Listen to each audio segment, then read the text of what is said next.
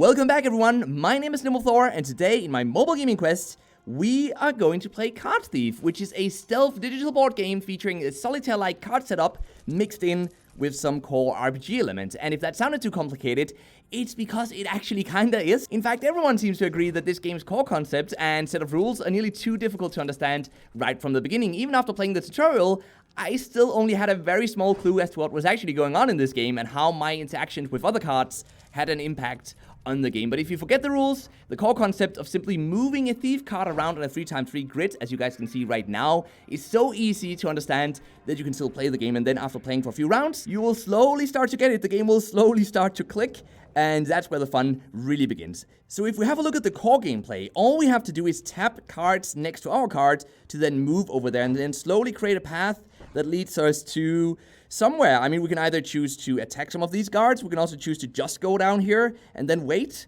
Let's do that, for example. Let's just go down here and wait to see what happens. 2 new cards will now enter the 3x3 grid, and now we have to make an important decision. And this is of course easy enough, but if you guys look at the top left corner of our thief card, you'll see that we have 6 stealth points left. And once we're out of stealth points, if we stand next to a guard, we will be caught. So as long as we still have stealth points, we're hidden though. So what we could choose to do now is go over here and then take out these 2 torches here, so that at least those guards won't be able to catch us if it should happen that we get down to 0 or even into the negatives, into minus in stealth points, which is actually possible if you're really good at taking out the lights first. So what we can do now is move over here and then up here to actually recover some of our stealth points again. So let's do that. And as you guys can see, every time we make a move, new cards will of course enter the match, and the remaining number of cards that we have to get through, which you can see in the top left corner, will slowly decrease. Once we're down to 0 up there, we will have won the match. So what do we want to do now? I say maybe we go for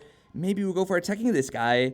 And then maybe should we go for the gold down here, and then over to the torch, up to this guy, and actually get some more gold. That is awesome. We could do a surprise attack on that guy, which costs us no stealth points. So a surprise attack like that is actually pretty difficult to do because you have to take out all the torches first. But if you do that, then as you guys could see, we can actually attack a guard without losing any of our stealth points.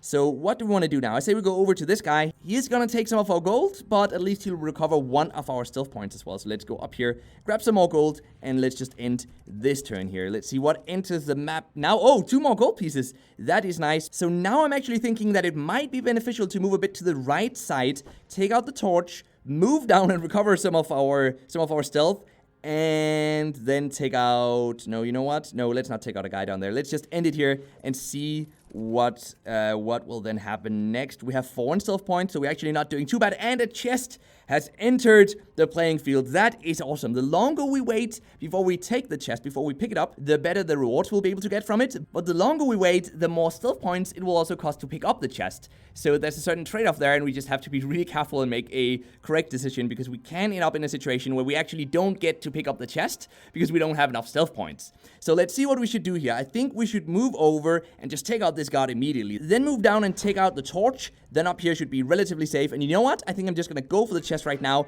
and over in this barrel, which is going to recover 100% of our stealth points. And look at that. We are down to 15 cards left. And we're actually doing pretty okay here. We just have to be very careful, think about every single step we're about to take. So I say we go over, take these 2 out. Now there's complete darkness, so maybe we're actually able to move over here, down here, take out that guy, and take out this guy for free, and then get up here and recover. And we nearly took out every single card on this on the playing field right now. Look at that. That is the best feeling ever. It is actually possible to take out all of them in one turn, which feels even better, to be honest. But this was actually quite okay. So how about we just continue with this strategy of slowly taking out as many torches as we can, and then eventually, in a very, very short while, we will actually have won this game, which is awesome, because then we can go unlock our chest and see what we'll get as a reward. So at this point, I say we should be able to free roam pretty much. So we can move over here up to this guy.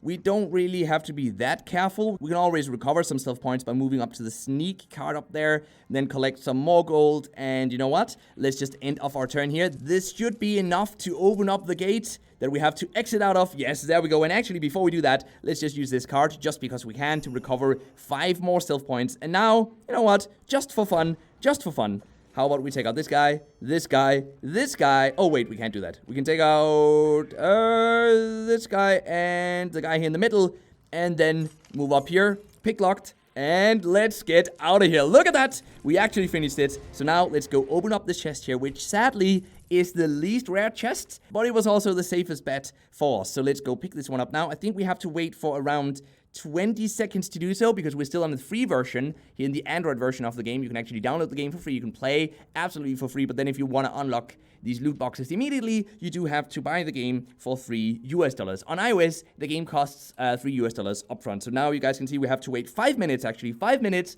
and 15 seconds. And the amount of time we have to wait will increase over time. So slowly but steadily, this will move up to maybe 10 minutes, maybe 15 minutes, maybe even more. We can click unlock now, and then we get to watch an advertisement. Hooray! And then if we watch that one, we can actually unlock it immediately. That's about it for the game at this point, though. If you grind enough, you will unlock new areas of this map that we haven't unlocked yet, but you can unlock 4 areas in total, and each of these areas will add some new gameplay elements to the game, so that adds a lot of replayability to the game. And then down here, we're also going to unlock some stuff later on, which I think has to do with cosmetics, but I can't really see that because I haven't unlocked it yet. And we do have to collect 13 more chests before we actually unlock that. But that's it for this game, guys. Let me know anything about it in the comment section down below. And now it's time for the mobile gaming news of the day, which is that Clash Royale by Supercell has now earned $2.5 billion in total in its 3 years of existence. Impressive, but still far behind Clash of Clans, which earned, and hold on here guys, $6.4 billion in total. Just really sit down and think about that number for a sec. It's an insane amount of money, and I don't know who these people are that spend that much money on mobile games, but I guess they're out there, and they buy these in-app purchases, and they have really big pockets, whoever they are. And with that covered, I hope you enjoyed this video. Leave a like if you did. Be sure to subscribe if you're new to the channel. Hit that notification bell if you want to receive updates about new videos. And most importantly, until next time, just keep gaming, stay awesome, and I will see you guys around.